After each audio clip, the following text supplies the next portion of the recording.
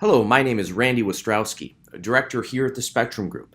Thank you so much for taking a listen today as we discuss some of our newest research that we're about to publish here at Spectrum, our Legacy 2.0 report on baby boomers, inheritance, and wealth transfer.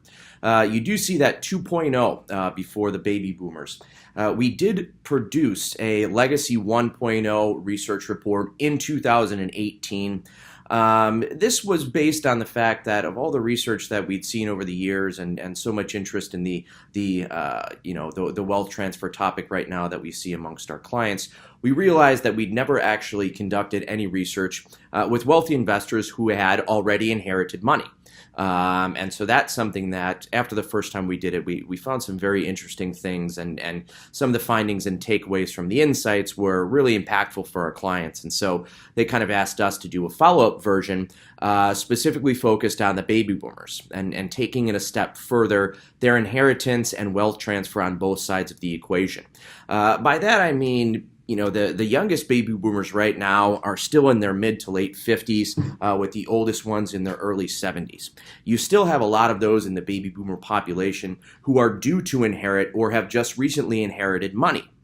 So not only are we talking with baby boomers about that inheritance process that they've received and how that has worked, but also the steps they've taken and some of the things that they've begun to do in preparation for the impending wealth transfer that will come as they decide what to do with their assets relative to passing along to different organizations, to their progeny, and things like that.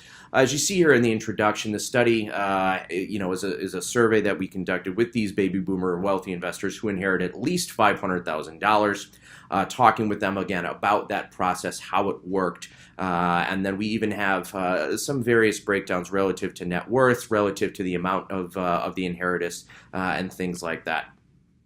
First of all, we see here this is good news for a very, very strong majority of the respondents. The inheritance was not really a surprise. They were expecting it. It is something that means that they had been discussing with folks that they were getting this from, with only 14% saying that it was a surprise. And you see here the strongest component of whom they received the inheritance from was their parental generation, and then you see the extended family coming there in second at 10% of who gave the inheritance to these baby boomers.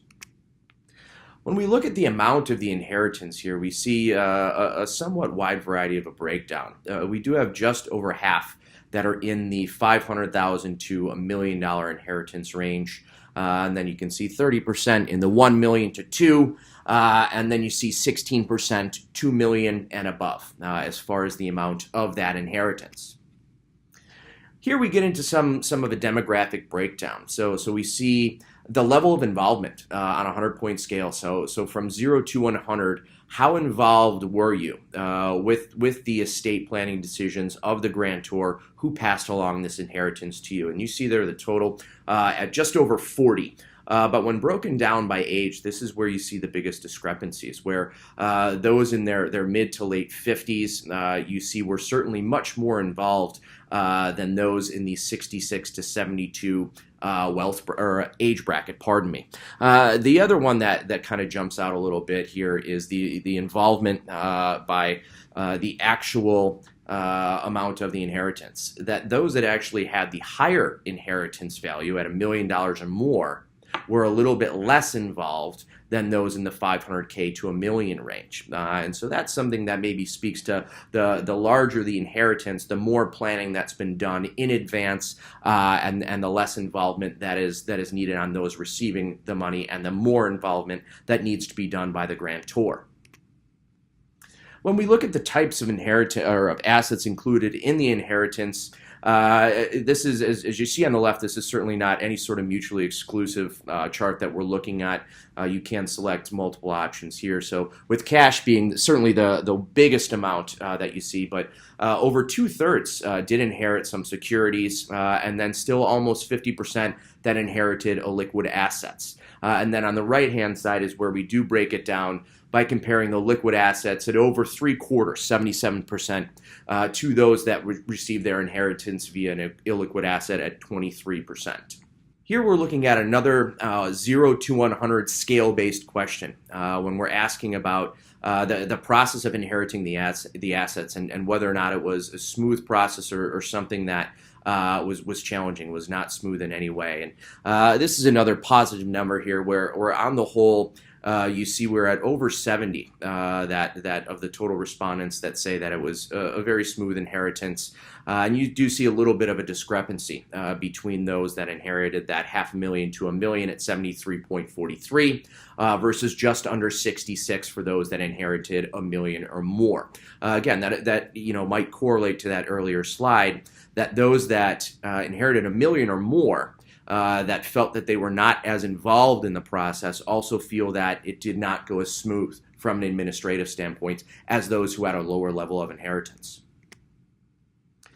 And finally, we're taking a look now at the actions. What did these inheritors do as far as process-wise and as far as action-wise when that inheritance was happening? And you have over half that did have to be required to be involved in the settlement of the estate.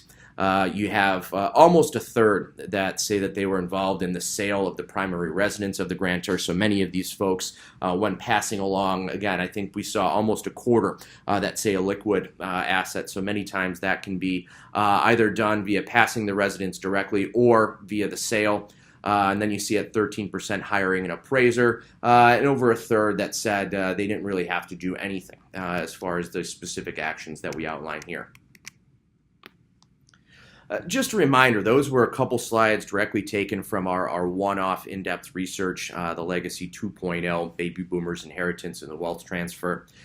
Here we have our monthly screenshot of the Wealthy Investor series. And this is the monthly research that we conduct with wealthy investors who have anywhere from $100,000 up to $25 million in net worth. And throughout these monthly surveys that we conduct with these wealthy investors, we publish bi-monthly reports based on those 6 topics you see there on the right-hand side.